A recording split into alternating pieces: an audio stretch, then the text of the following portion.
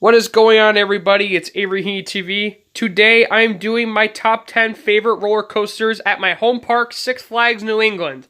Now, there are 3 roller coasters that did not make it to the top 10, one being not a roller coaster. So let's get it started for honorable mentions. First, we have the Great Chase, which is a coaster manufactured by Miller. It is a kiddie coaster in the Looney Tunes section, and in my opinion, it is very rough for a kiddie coaster, and it is also a kiddie coaster, which I don't think it's fair to put in top 10s, honestly, because it's a small ride. Also, we have the Gotham City Gauntlet, manufactured by Mar, and that ride also is terrible. They need to take that thing down. It hurts me a lot. It's not meant for big people, it hurts my legs, and it's just very rough in my opinion. And obviously, the Fireball, which is not a roller coaster. It is a Larson Superloop. It is a flat ride. You can find these rides at fairs like the Big E or even my county fair, which happens like every year. Though it's never really at my county fair, but you see it at fairs and obviously the Big E. So without further ado, let's start off with my top 10 favorite coasters at Six Flags New England. Starting at number 10, we have a Vekoma Boomerang called Flashback. Now this ride, in my opinion, is the worst Vekoma Boomerang I've ridden so far to this day. It is not very fun, especially in the Cobra Roll going backwards. It always gives me a headbang, and sometimes on occasions, my head bangs on the shoulder restraint like crazy. It is not fun. Hopefully they can do something about the ride or take it down. Number 9, we also have a roller coaster manufactured by Vekoma, which is an inverted boomerang called Goliath. Now, this was a relocated ride from Six Flags Magic Mountain under the name Deja Vu. Ever since 2014, when they added new trains to Goliath, this ride, in my opinion, has become a disaster.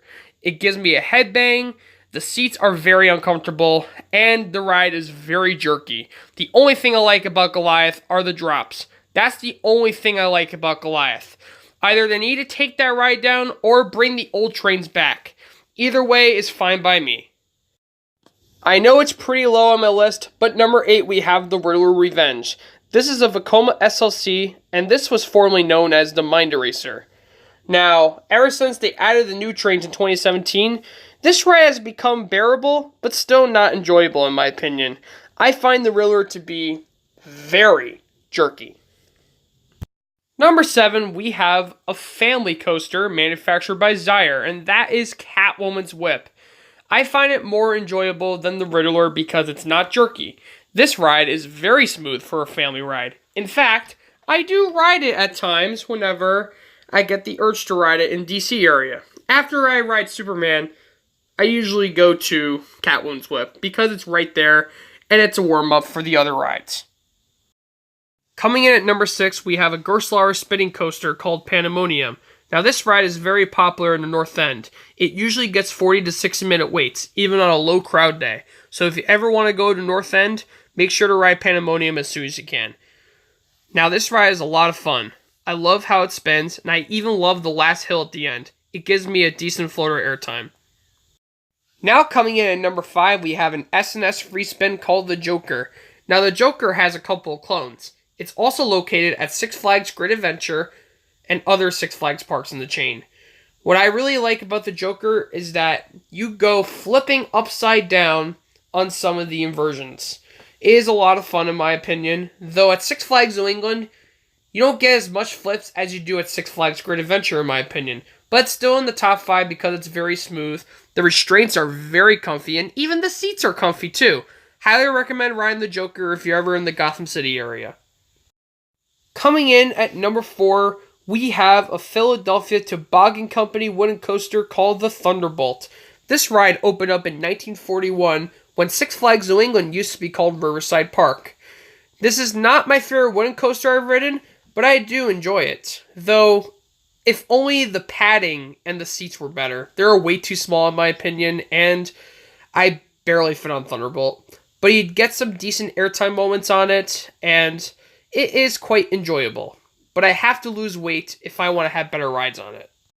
Now we are on the top 3s, and starting at number 3, we have Batman the Dark Knight, which is a B&M Forest coaster, and it's Six Flags New England's only B&M at the park so far. What I like about Batman is the zero-G roll, the vertical loop, and the dive loop. I am not a crazy fan of the corkscrews, however, because it gives me a headbang, and they are too small. It doesn't always give me a headbang, though. I also enjoy the first drop as well. Batman is in my top 3 at the park, and I ride it usually most of the time when I'm in the Gotham City area.